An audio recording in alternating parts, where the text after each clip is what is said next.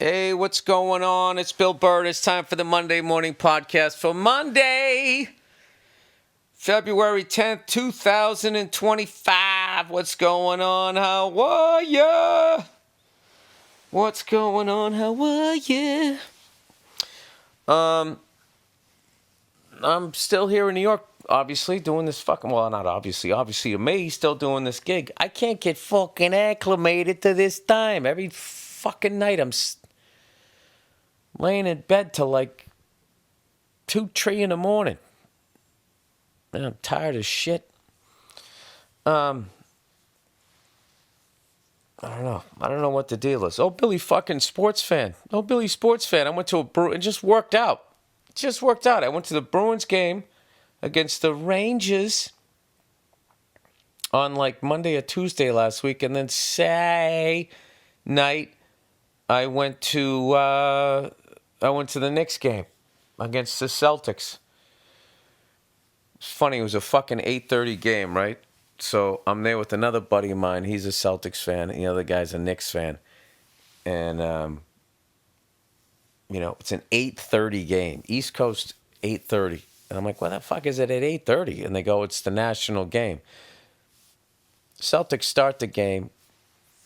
Jason Tatum, what he did all night, a little crossover move, nobody touches him, and he just fucking two-handed dunk on some poor bastard on the Knicks. Took the Garden out of the game quick. The next thing you know, we're up like 17, 18 fucking points quick. This is the national game. So, the refs start calling, anything that we're doing or whatever. And we're all just laughing. Even the Knicks fan. He goes, yeah, he's got to keep it close. It's the national game, right?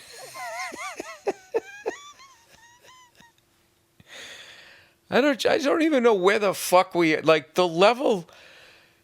You know what was fun about corruption when I was young they at least tried to hide it. You get these fucking refs just wide open. You can fucking bet on sports at the arena. You can Sieg Heil and hold some sort of fucking governmental position. I wasn't Sieg Heil. I did a gig Saturday night after the game. I was walking in the snow. By the way, this whole fucking new thing with fucking guys wearing shorts in the wintertime, it was fucking snowing out. And it was that awful snow, not the fun snow that makes your girlfriend go like, yay, it's so beautiful. It was that wet snow where it's almost rain, but it's not, and it's not snow, and it's going sideways. And this fucking jerk-off comes up the street, he's got this, those big winter coats you'll see a homeless person have? They just grab whatever coat they can find so it's ill-fitting. Maybe they beat up a homeless guy bigger than them, so they're fucking walking. He had a big fucking coat like that, snow boots on, and then shorts.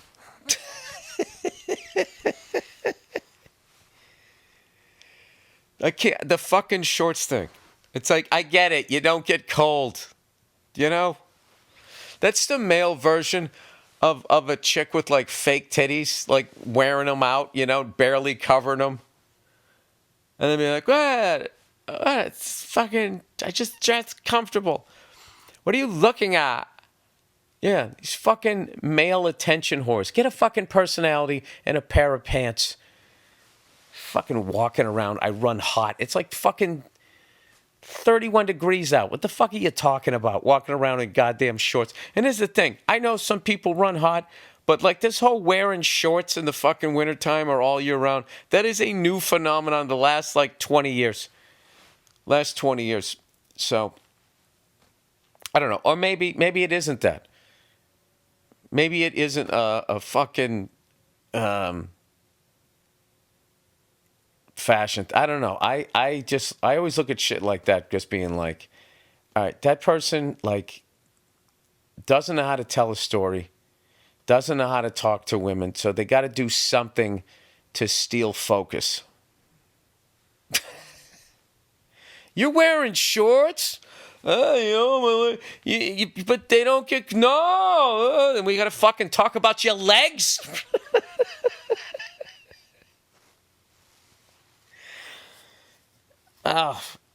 Anyway. And let's just say it isn't a desperate attempt to get fucking attention. You know, like a hipster picking somebody off a fucking what is that? The worst app ever. That picture one. Not Pimsleur. It's a language app. What's the fucking Pinterest? That is the worst, most confusing fucking whatever that is. They got the coolest fucking pictures. You can't share them with anybody. And then like the whole thing is just fucking erratic. I can't figure it out. But they got great pictures. Oh, I'll tell you, they got great pictures. Okay. The hell was my goddamn point? Yeah, the hipsters. It's like they go on there and they just pick a guy from like 1974 to 1982. And they're like, I'm dressing like that guy. At least they do in Los Angeles. I don't know if they, maybe in Brooklyn too. I don't know. Okay, Bill, let's not be a cunt. Let's just say maybe they run hot.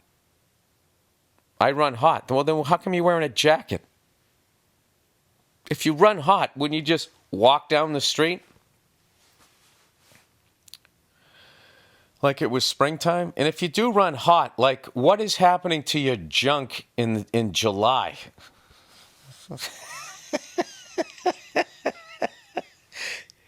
Wait a minute. You run so hot that like you and your woman, you're trying to have a baby and you literally cannot do it in the summertime because your balls and your junk are just so fucking just heated up. It cooks your sperm. Gross, right? So in the wintertime, in order to have like viable sperm, you got to walk like, all right, honey, let's try tonight. All right, wait a second. I got to put my shorts on and walk around the block in the snow.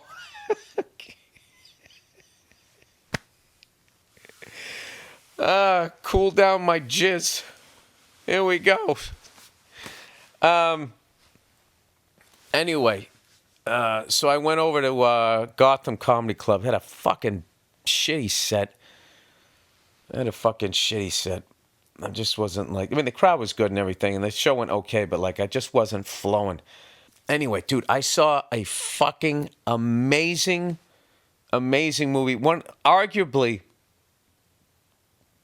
the greatest movie. If you grew up in the 70s and you just want to go back to it and see, like, the greatest documentation of how dirty this country was in the early 70s, how brown everything looked, and all of these fucking wannabe Cadillac four-door fucking sleds that you just like, all of these cars that the cars that you forgot you remembered, if that makes any sense. Like, oh my God, I remember seeing them. Who makes that fucking car? And I was missing on all of them.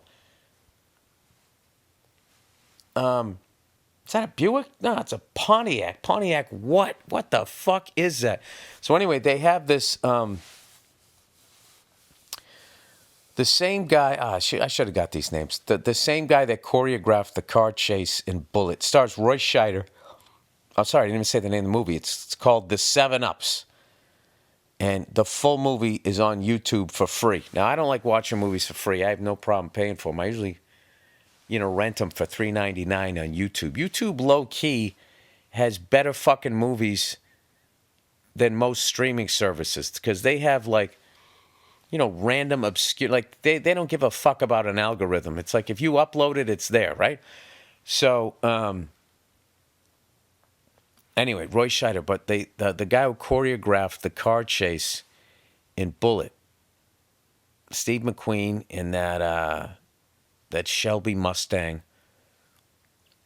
and then the bad guys were in like that. I don't know what the fuck it was. I'm so bad. Someday I'm gonna sit down and learn the Hemi shit, some sort of Chrysler Dodge. I don't know what the fuck it was, but it's a badass car, right? And so he does this one, and this one, I'll be honest with you, I can't even name. It was I want to say the car was like a four-door fucking Pontiac. It was a sled, and then the other one was some ripoff of a Mustang or some Hemi shit. I don't even know who made it. Roy Scheider's in that one. And they have this car chase, and it's just like Bullet, where Steve McQueen was driving by himself, Roy Scheider's driving by himself, and then there's the two bad guys. So the two bad guys, there's a guy in the passenger seat named Richard Lynch, who was also in Scarecrow with Pacino and Gene Hackman, and he's a fucking unbelievable actor. Unfucking believable actor. And he's the other bad guy. He's in the passenger seat. And what's amazing is he plays scared. Like, that's his choice. Like, he's fucking concerned. And it really makes the scene, like, come alive. Because the way the first one, both bad guys were, like, stoic. You know? Like, that worked in a way. But having somebody at least address what the fuck they're doing. And by the way, they're racing all along the Upper West Side. They go over the George Washington Bridge. Then they sort of fudge it because they go over the George Washington Bridge like they're going into New Jersey. And then they somehow end up on like the Merritt Parkway. Like you're going up to Westchester. It is a fucking amazing car chase. And there's a nod to Jane Mansfield in the car chase, if you guys know that fucking story. Anyway, absolutely, I out of 5 stars, I give it, for cars, I give it 6 stars. Absolutely incredible. And I've been trying to think, now that I sold my Jaguar, and I don't have a daily driver. I'm gonna get one of those fucking cars, one of those big fucking living room cars. It's got to figure out like which one. It's so funny. The interiors on those cars are ridiculous. It's like you're driving around in a living room. It's unbelievable. So anyway, that movie is incredible. And then I also saw. I went out yesterday and I saw The Brutalist. Jesus Christ. They should have called that movie The fucking Brutalist because it is fucking brutal. Not in a bad way. Just what the characters go through is fucking brutal. Long-ass movie, too. It had an intermission, which I can't remember the last time I went to a movie. It had a 15-minute fucking intermission. And I went with a friend of mine, and we're looking at each other like, dude, how long is this fucking movie? Because we were going to go to the movie and then get something to eat down in Chinatown over there. And the acting in it is incredible. So I guess it's nominated. Sorry, I'm not on time here. It was nominated for a whole bunch of awards and everything, and I can see why. Performances in there were fucking incredible.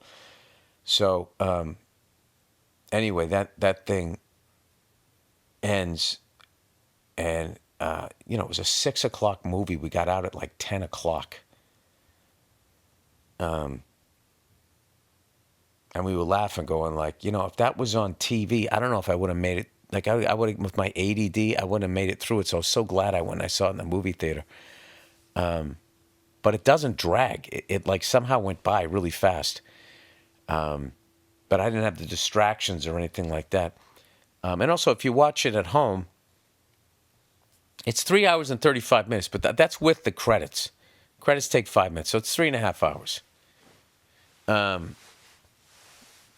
But anyway, so we're walking out of the movie theater, and then we're walking over to like Chinatown, and at this point it's late and it's Sunday night, and I'm trying to figure out, we're trying to find a place that's open or whatever, and we're talking about the movie and shit, and I walked by, and it was so funny. And I looked, and the Super Bowl was still going.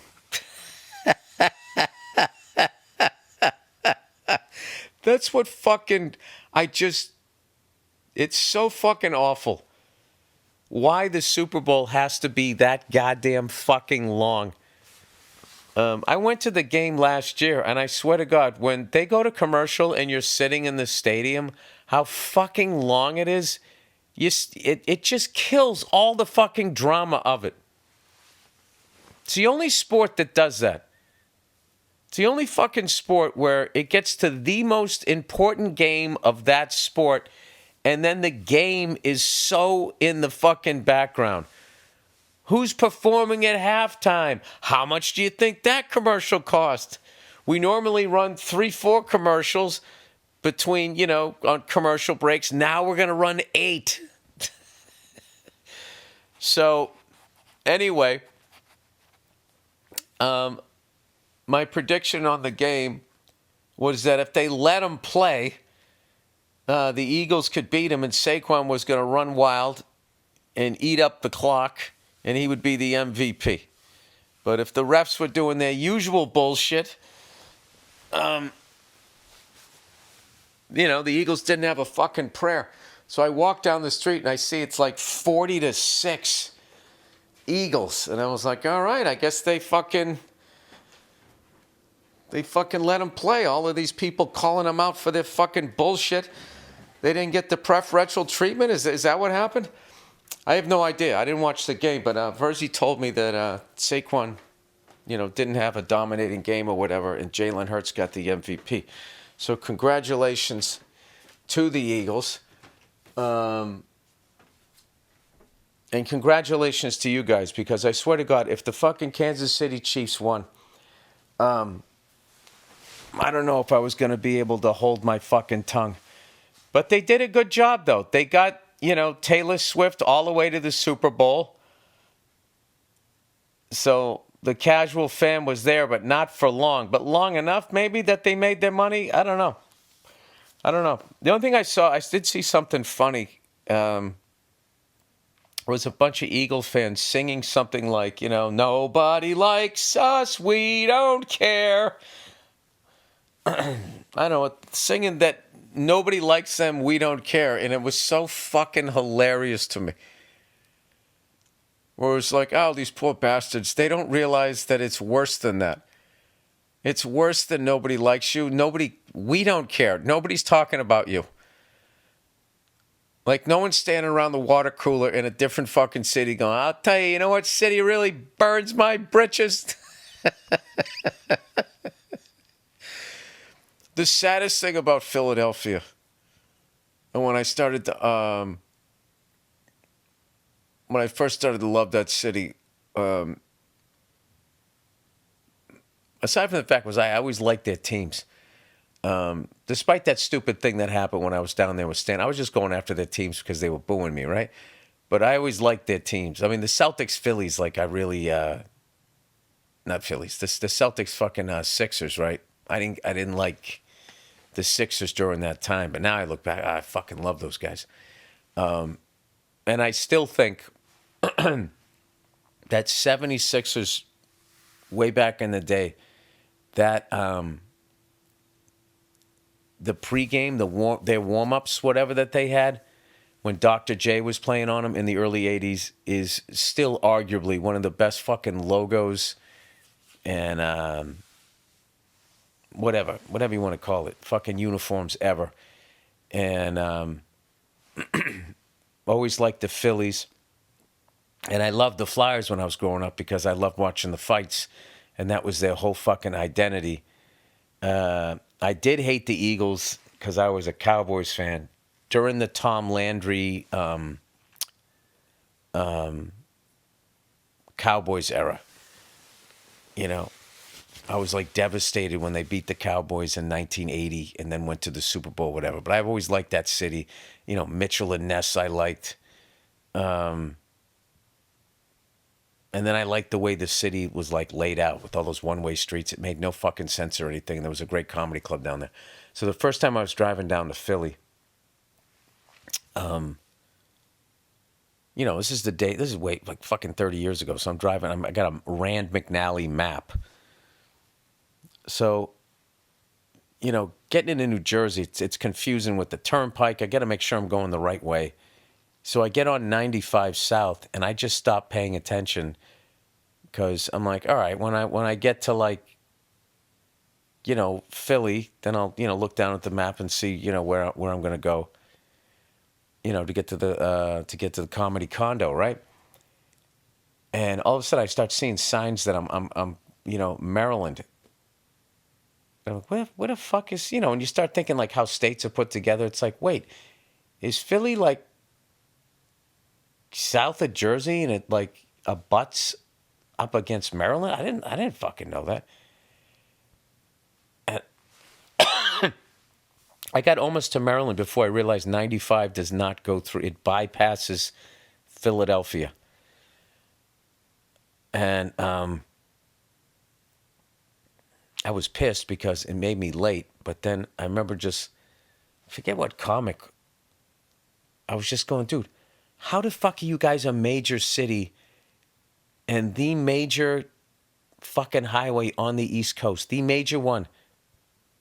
95. 95 goes through fucking Portland, Maine. It doesn't go through Philadelphia. He's like, yeah, no.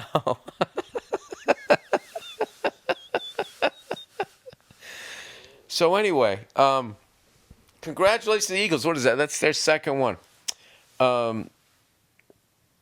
And that's the first Super Bowl I hadn't watched since I missed when the Titans played the Rams, but I ended up going back and watching it.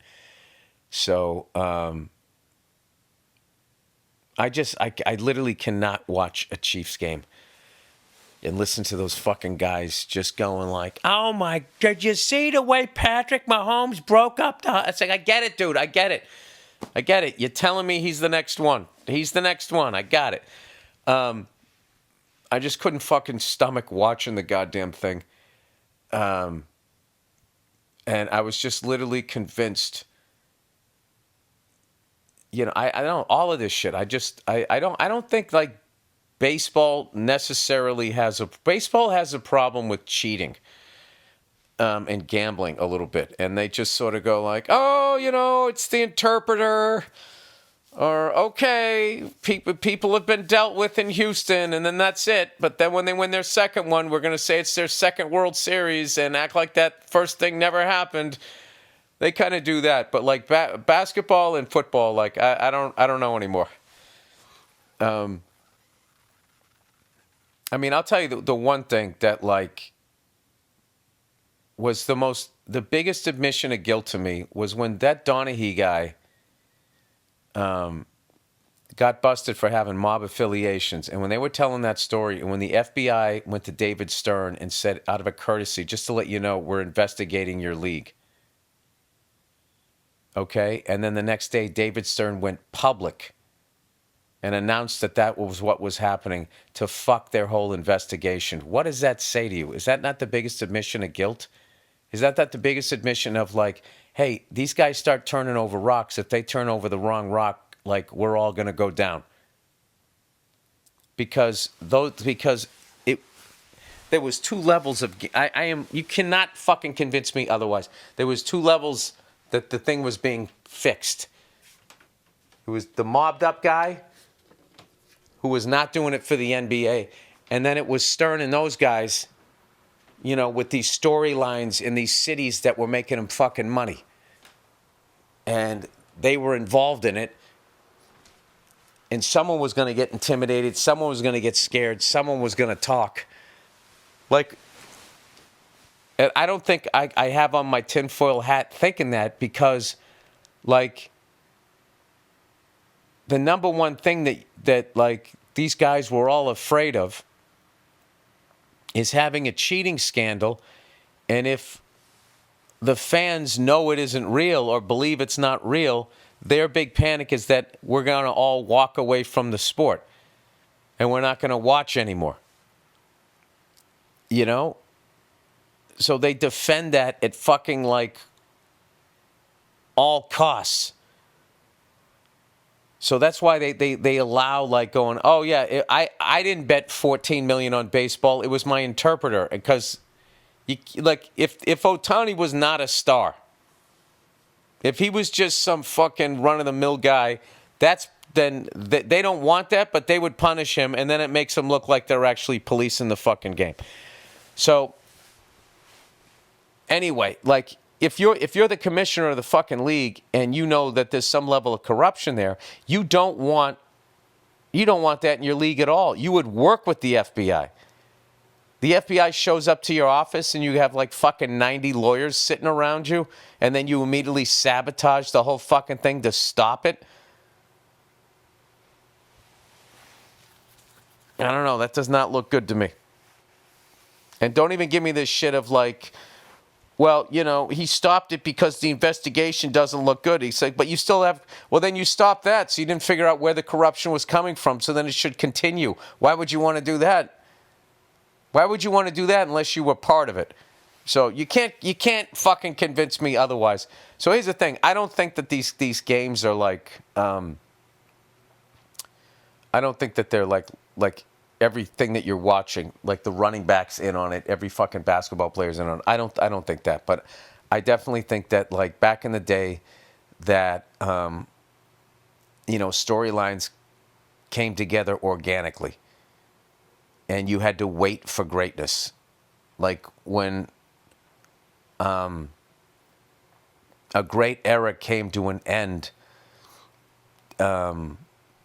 there was a little bit of a lull, and then the league would have to go through a few years to try to find a new identity. Like when the Cowboys and Steelers thing ended in the 70s. It took a little while for the 49ers. You know, they won it in 81. Like that whole thing ended in like the 79 season, right? Or you could say the NFC Championship game when the Eagles beat the Cowboys. Okay, so the 49ers win it in 81, but that's just like one championship. And everybody's like, wow, man, didn't see that coming. Like, all right. It wasn't until like, 4 or 5 years later that the greatness of Bill Walsh and Montana and all that. I mean, Jerry Rice wasn't even there, I didn't think, until the last two. I think he missed 81 and 84. But the Raiders also won like in 80 and then won 83. So people were like, oh, maybe are they going to be the team of the decade, And then the Redskins won one, and then the Redskins came right back. You're like, oh, fuck, is it the Redskins? It was sort of like flipping around, and then it just sort of naturally played out like, oh, 49ers. 49ers, this was their decade. And, wow, Joe Montana, you're never going to see another guy like that. And you didn't for the longest time. Even with the Cowboys, one of the things, it was like Joe Montana's the greatest. Now it happens immediately. Like whatever just happened, I'll tell you right now, you're not going to see another guy like that for a long, long time. And then now it's happening again. It's happening immediately. No waiting. TSA, just fucking cruise right on through. So I just feel like over the years, when I was watching sports like 50 years ago, they were still, they were still like kind of sports leagues or whatever, and sports wasn't as big. There was no fucking ESPN. It was the last 5 minutes of the newscast. There was money to be made and everything, but like shit that made these leagues bigger was like an accident. Like Monday Night Football was a fucking idea. They had no idea that, that was going to happen. That putting Howard Cosell in with Frank Gifford and Dandy Don Meredith, and that the mix of that was going to be this cultural phenomenon, and that the National Football League would somehow become more popular than Major League Baseball. But what happens is when the shit happens, they go, oh, fuck, that works. Let's keep doing that. And I think that it's been that thing that they've been doing over the years. Oh, that works. Keep doing that. That storyline works. We need this storyline. That's where it started to get manipulated. is kind of like just where I'm at with sports. And I got to be honest with you, I was always kind of like envious of people when I would meet somebody that didn't watch sports. I go, Jesus Christ, what the fuck do you do with all of that free time? That must be amazing to not give a fuck. And I feel like I'm slowly getting there.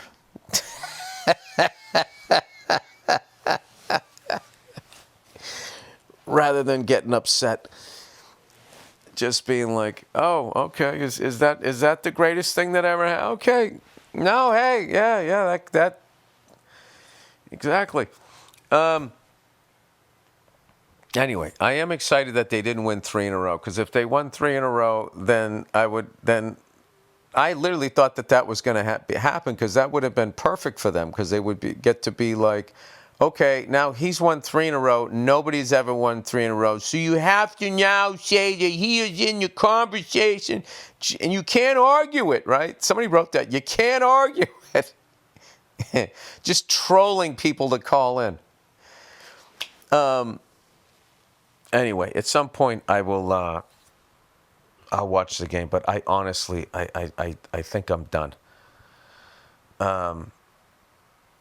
Oh, by the way, I've been listening to a lot of Ozzy lately. I've been playing guitar here because I can't play. I haven't found a rehearsal space or anything yet to go play drums. So I've been listening to a lot of Ozzy, and with like fucking Randy Rhoads. Those fucking albums are fun, man. They're fucking great. Why is the second one? I can never keep track of the names either. Diary of a Madman, Bark at the Moon, and then one of those is the Jakey Lee album. Bark at the Moon, Diary of a Madman. Oh, hang on a second. I got them in my phone, right? I can look these things up. I do have this ability. Library. All right. O-Z-Z-Y. Ozzy Osbourne. Oh, Blizzard of Oz. Diary of a Madman. Okay. That was... Yeah. Blizzard of Oz. Diary of a Madman. That's just fucking... That's the one. Diary of a Madman. It's 28 minutes. I never understood why it's so short. Like the first one he does with Randy. I can't tell how long it is, because I hate how every time you download a fucking album now, they got to have like 50 fucking outtakes or something. It's like, can I just get... I never get just the original one. I think there was... Oh, You Looking at Me, Looking at You, non-LP B-side. I can see why that was not on the album. That was a weak one. There's like the last two, Steal Away and You Looking at Me, Looking at Me, Looking at You, were like fucking album fillers. But everything else on that album is fucking killer. I will tell you, the fucking one that is unexpected, that almost doesn't sound like the band, and just sounds like it was like they wrote it for a movie, is that No Bone Movies. And I don't mean because it's about movies or whatever, but like just it's a lot lighter and poppier sounding than the rest of the fucking album. But God damn, Randy Rhoads wrote some great fucking songs. And Jakey Lee, you gotta hand it to Ozzy. That guy could fucking pick a guitar player. I've been listening to a lot of that shit, but anyway, fucking babbling here. Where am I here? What the fuck are the goddamn... Right, where the fucking leads, mate? All right, open phone, everybody. Open phone. If your business has a growing team handling calls, whether it's sales or support, you know how tricky it can be to stay on top of things. Like, who responded to that customer? Did anyone follow up?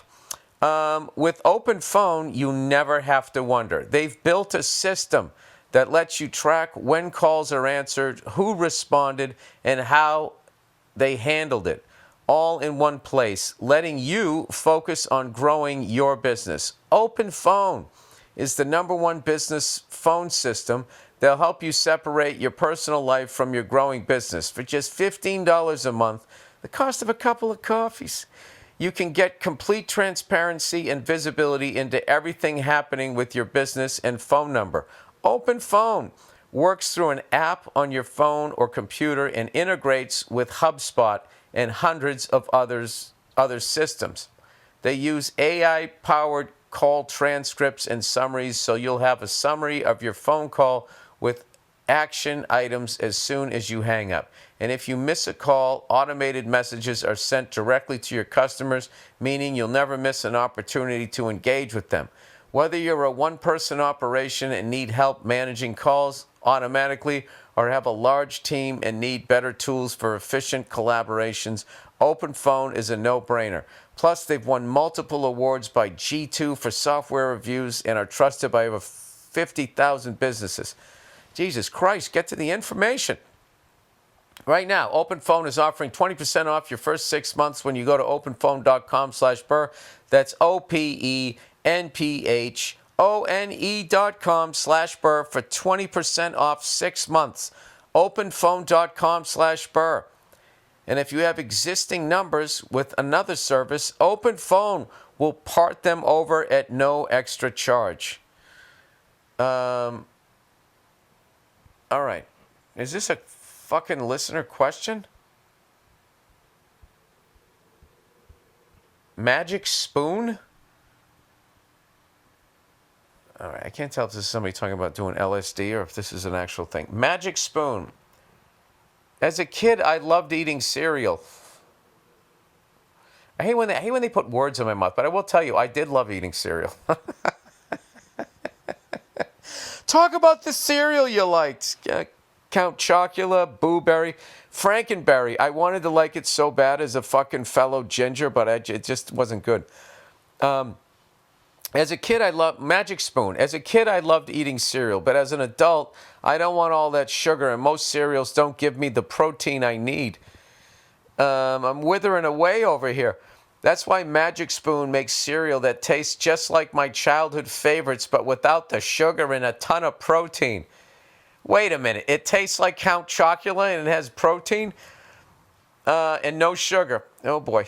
Magic Spoon has also turned their super popular cereal into high-protein treats that are light, crispy, and taste just like those classic crunchy cereal bars. Magic Spoon's treats are so delicious and they will become part of your before and after gym snack. Every serving of Magic Spoon's high-protein cereal has crazy macros, 13 grams of protein.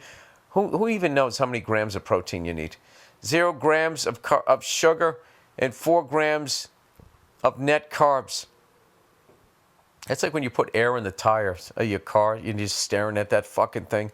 I love like on the side of the tire it says how much fucking pressure you need, and then there's no way to gauge it. You just fucking, what am I supposed to guess here?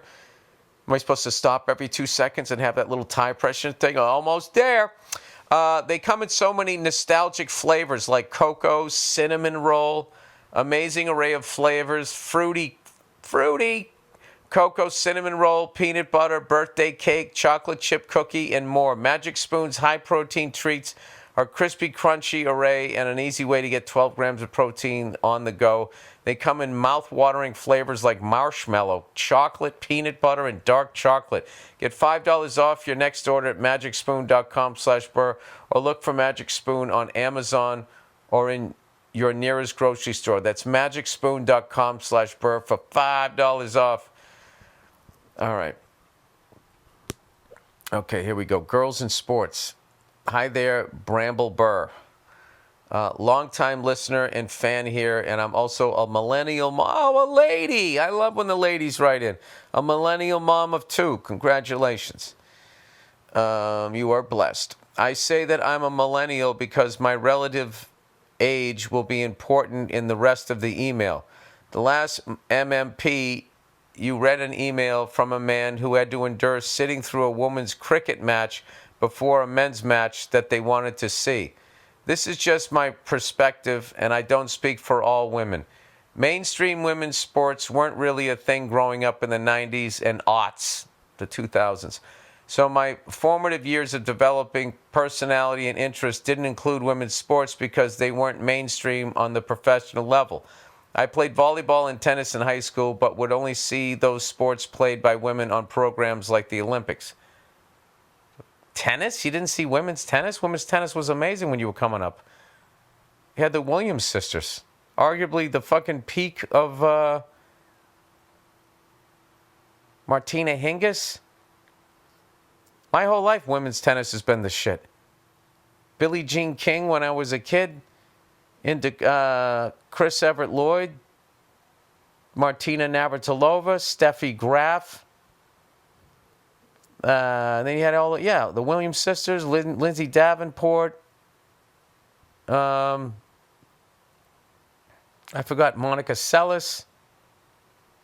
Yeah, and they were all fucking, a lot of hotties in there too. There was reason to watch there, and they were great. And the game was played at a high level. Like when I watched women's tennis, I actually prefer women's tennis because it's 3 sets to 5. Watching a men's 5-set tennis match is fucking exhausting. I don't know how the hell they do it. But I feel like women's tennis has always been there. Anyway, not to mention, I had to watch the Olympics. Not to mention being surrounded by boys growing up, making fun of women's teams or women's abilities didn't help. I'm happy that these sports exist now for my daughter when she gets older and might have an interest. Yeah, absolutely. And they're just going to, the level is going to keep getting better. I remember when women came into the fucking UFC, I was like, I don't want to see this. This is going to be awful. And all of a sudden, it's like, holy shit, this is amazing. So I would say women's tennis and women professional fighting, I don't see a drop-off in, like, the performance level. I know men are stronger and they hit the fucking ball faster or they punch hard or whatever, but, like, when you're watching 2 women fighting, it's not like, I don't know, it looks good to me.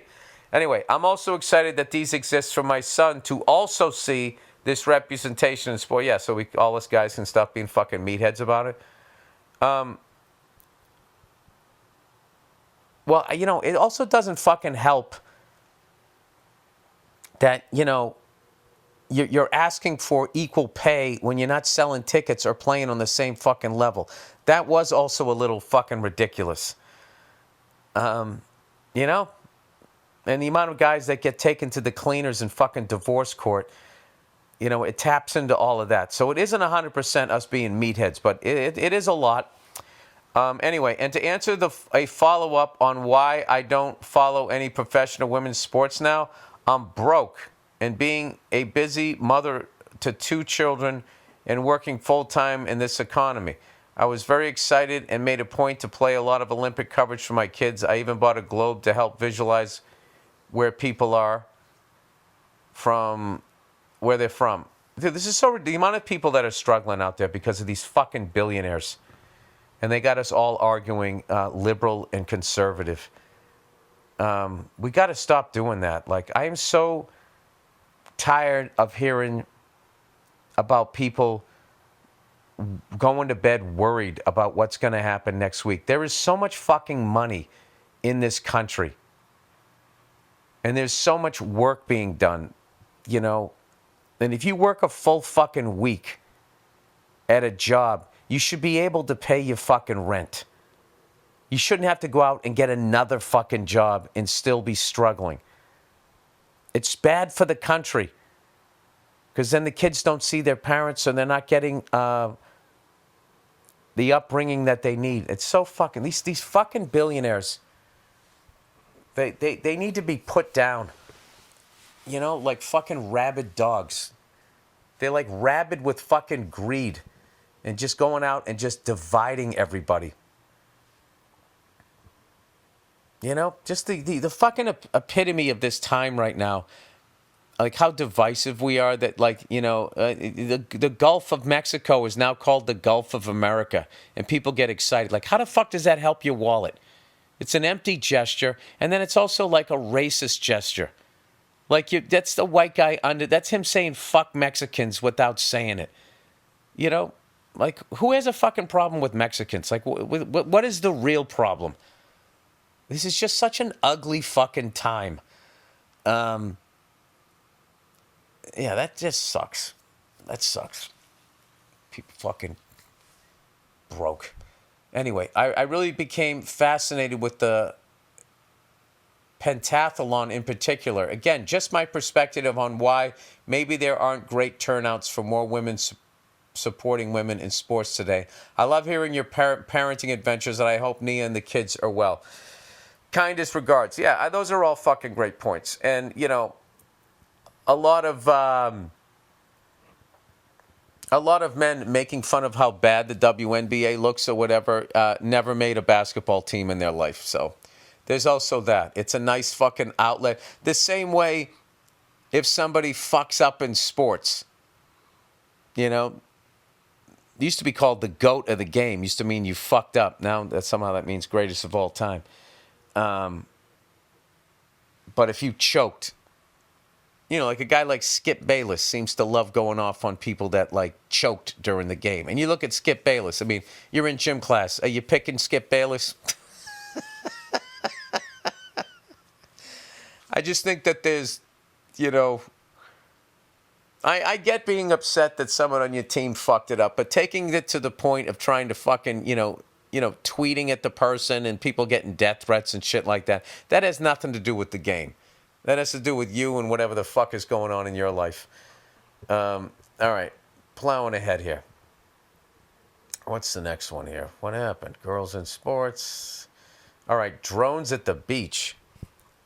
Hey, Billy Big Nuts. Long-time listener, first-time writer. I'm writing to you to hear your opinion and vent on something that's pissing me off. Fuck, you know what's pissing me off? Every time I fucking go to scroll on the screen, it goes back up to the top here. But you know what? I don't get as mad as I used to. I don't give a fuck. It's kind of nice. I'm sitting on a beach in Malaysia. Sandy Skull Beach in Langkawi. It's an incredible place. White sand and crystal blue water. Surrounded, oh my God, is Brooke Shields walking around out there? Surrounded by thick, lush rainforest full of palms and green vegetation. I can hear the birds chirping. There's monkeys swinging in the trees and a mix of locals with their children playing in the sand and tourists. It's a beautiful scene. It sounds like it. Then suddenly I hear a buzzing sound and I notice 2 drones flying above me, sweeping over the water on the beach. I notice these 2 middle-aged men with their Game Boy controllers in their hands, looking into a screen at footage the drone is capturing. Yeah, these things are still new and there's no legislation. Yeah, no one's going to want that. Or what's going to happen is regular people are all going to have to deal with it, but if you're in a billionaire gated community, it'll be a no-fly zone. And if you fly in there, all like legal branches will be mobilized to find you and track you down. But everybody else can just fucking deal with it. Kind of the way everybody else can deal with, you know, potentially getting shot in the back in New York. But if a CEO happens to, we got to fucking find this guy. I feel rage bubbling inside of me. I know I should probably be able to move past this. No, you're at the fucking beach.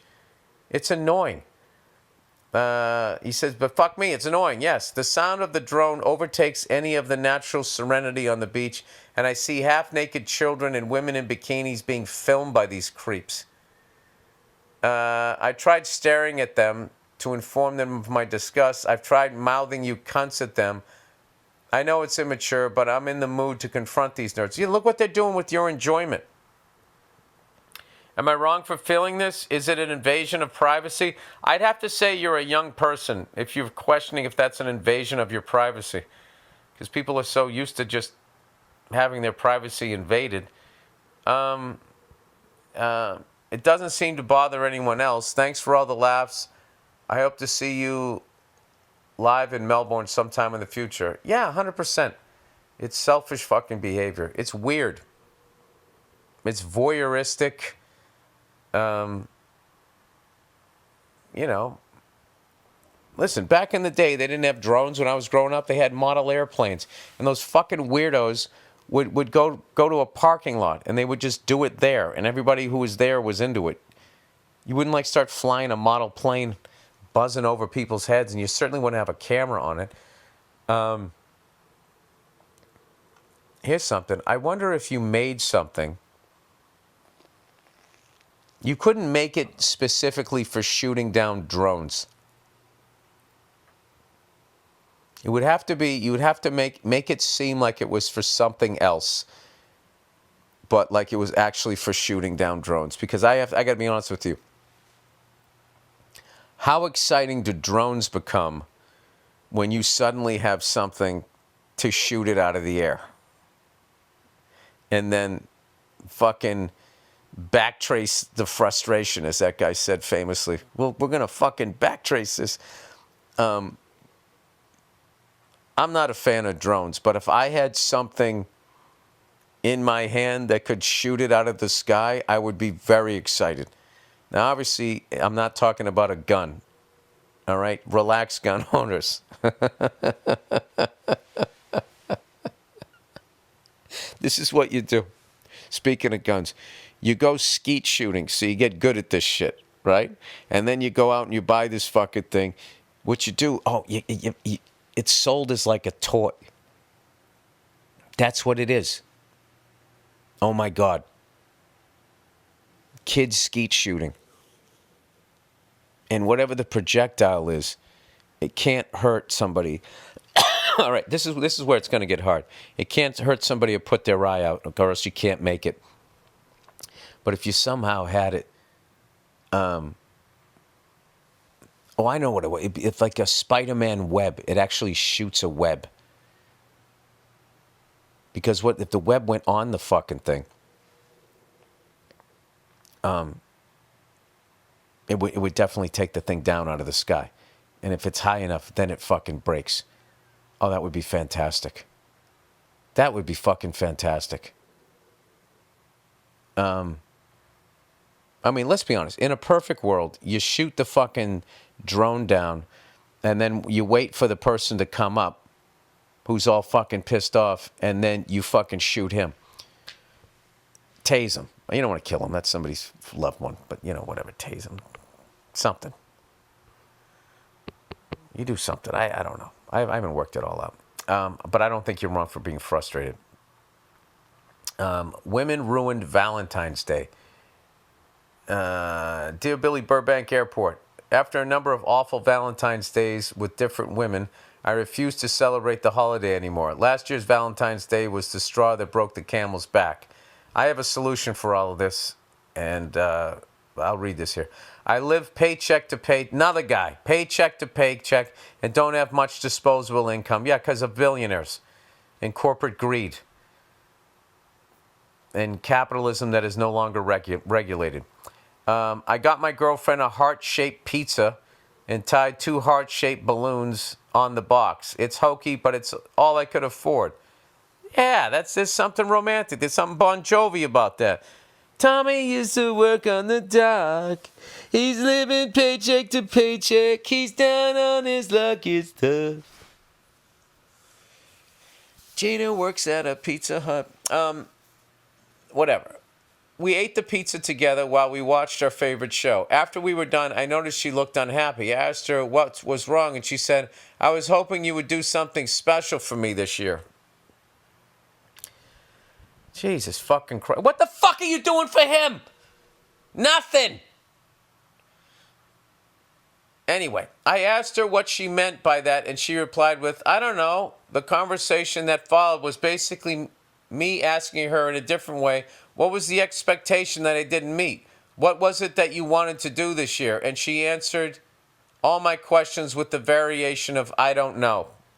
Yeah, because she knows if she answers it, she's being selfish. And then also she's just like, well, I don't want to tell you what I want. You should be able to figure it out. I want to see you use your imagination. Meanwhile, they're not. What is she doing for you? Anyway, after some... Oh, God. All right. Big inhale, big exhale, cover one eye, look up in the air. For some reason, people say that this is supposed to... Okay. After some prying, look at me, I'm all relaxed now. I finally figured out what the problem was. She showed me what her friends were up to on Instagram. One friend had her boyfriend take her to Catalina Island Another went to an expensive restaurant at the top of the tallest building in Los Angeles. Another got a human-sized teddy bear. Oh, you're going to regret that purchase. The fuck are you going to do with that now? Now you got a beanbag nobody can sit on. And all my girlfriend got was a fucking pizza. I get it. I'm poor, but isn't it the thought that counts? Did you notice in all those stories, none of those women are doing anything for the men? They don't have to make any gesture. All they have to do is dress up their puss and show up to whatever the fuck you got them.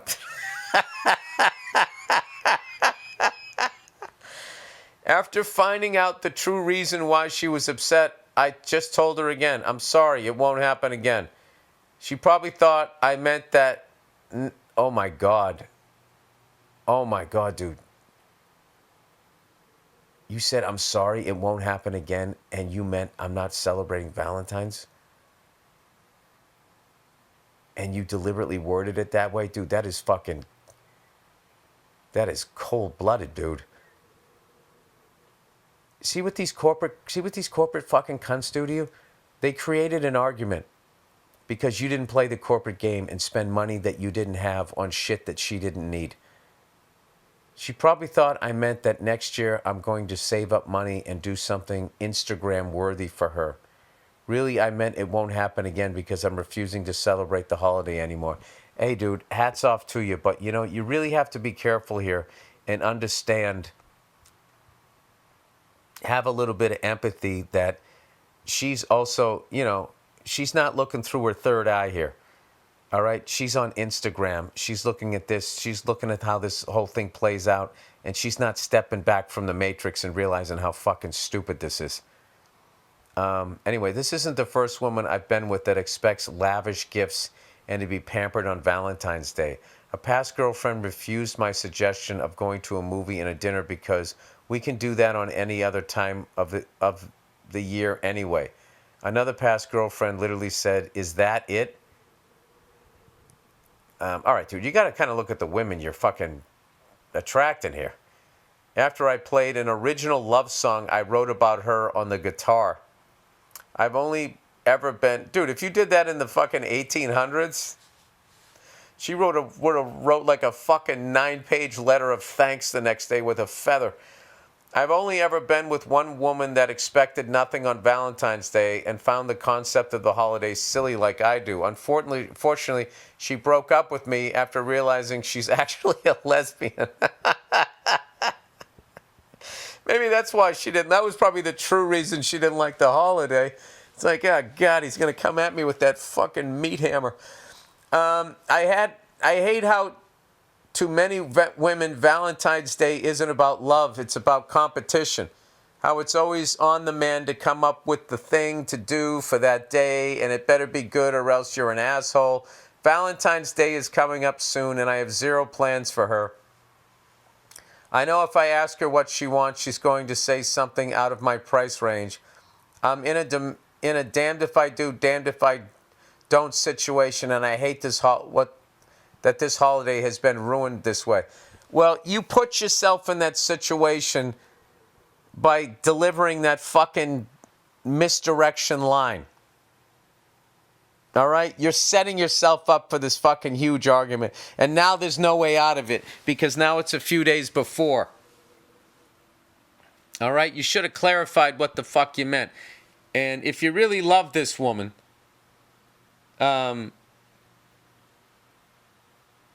you have to communicate it if you want to keep her.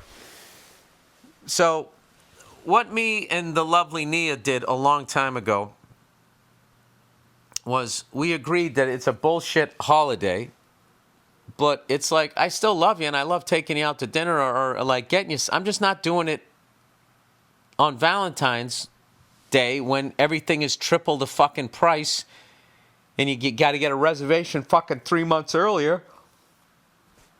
Yeah, it's a stupid fucking holiday that was just invented to go out there and get guys, to put pressure on guys, to propose to women, to buy them shit and all of that.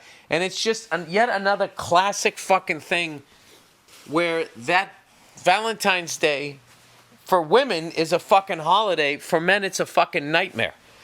And what's funny is if you really want to see the power dynamic of a relationship, how much it's in the woman's hands is how much Valentine's Day is validated. And then there's some day for guys in March, and I don't even know what the fucking name of it is.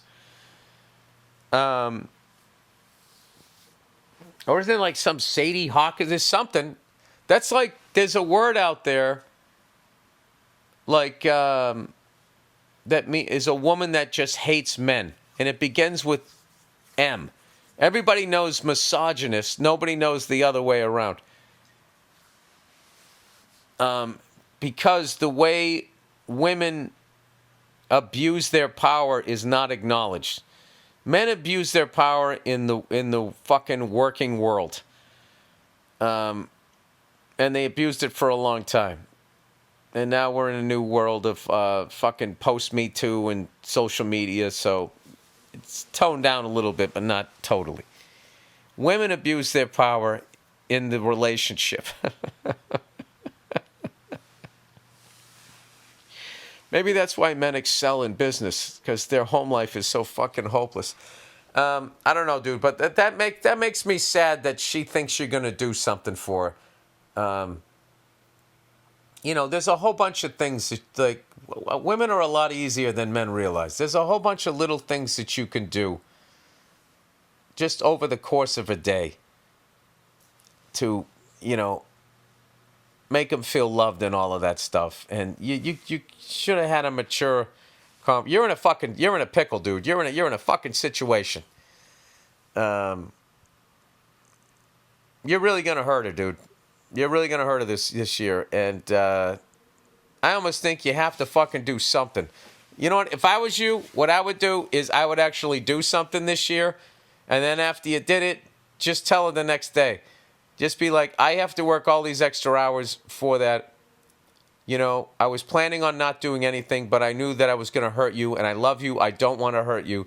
So I went ahead and I bought this thing that I couldn't fucking afford. Okay? But, you know, until I find what it is that I do in the matrix that makes me enough money, you know, we have to have an adult conversation about Valentine's Day. Okay, I'm still paying for this shit over Christmas. I just got the bills for that, the first installments in January. And now here we go with this shit. That would have been the way to do it. Good luck. All right. All right, I gotta wrap this up here. Newly moved in. Hey, Billy, boiler tits. You know, I'm really getting tired of these fucking comments that I'm out of shape, okay? I still got pecs, dude. I'm sliding into 60 and I still got a fucking nice chest. My chesticles are fucking still saluting the flag. There's just fucking people in their goddamn 30s have man tits. Not this ginge. My girlfriend and I just moved in together. It's been 2 weeks and everything's great aside from the fuckload of boxes. Any advice or tips for young people starting out living together? She's not my first girlfriend, but the first one I lived with, and we love each other greatly. I'm definitely feeling she's the one. Thanks for all the laughs. Come do a show in Middletown, California. Go fuck yourself. What are you asking me? Can I help you with the fact that a woman has a bunch of shit? You know what? I can't. That's what they have. They have a bunch of shit. And guess what? All that shit they have, they're over 90% of it. In the moment, it was going to make them, they made them feel good to buy it, and now they don't even need it. And you're going to buy them shit for Valentine's Day, and they're going to be so happy. You know, whatever you buy them, you know, shoes, purse, bag, it's going to be laying on the floor. You know, I love when you buy them the shoes they wanted, and then you go in there and you see like one's upright and the other one's laying on its side. Like one shoe knocked out the other one, and they're just all, like they just threw it in the fucking closet. And you go, look at you, just fucking throw. No, I didn't throw it all. I was late for work. Don't yell at me. They just do that shit. All right, 4-chord songs. Hey, Billy, string fingers. A suggestion from a guitar teacher. I would consider going on a run of learning a lot of classic 4-chord songs. Not so much the AC/DC power chord type songs, but songs that are more strummy. I like songs that are more picky. You know, like You Can't Kill Rock and Roll, that intro, or Seasons of Wither. I like that shit. I think that's a good exercise, going up and down, not looking at what, I play lefty, so not looking what my strumming hand is doing. It can be a great way to build more finesse with your playing. All right. Heavier songs require a little less than some of the more articulated, softer songs. Classic rock and AM rock songs you grew up with are loaded with them. That is great advice, and I'm going to take that. I will take that great advice. Thank you, sir. All right, that is the podcast. Congratulations to the Philadelphia Eagles winning your second Super Bowl championship. I know you guys think nobody cares about you, but I do care about you. I think you have a great city. And I hope you find love. I hope all your dreams come true, because you're fellow Americans. And I don't give a fuck which way you voted. You know why? Because fuck CNN and fuck Fox News. God bless you. And congratulations to all the Chiefs fans out there. You had a great fucking run and all of that. And, you still got your guy there, right? You got all the people there. I don't think Taylor Swift broke up with Travis Kelce and whatnot. And that's it. All right. I got to go to work. Go fuck yourselves. Oh, that's divisive. I can't tell you not to be divisive. Do I have to change? That's the catchphrase. That's my moneymaker. People show up every week to hear it. All right, go fuck yourselves. I'll talk to you on Thursday.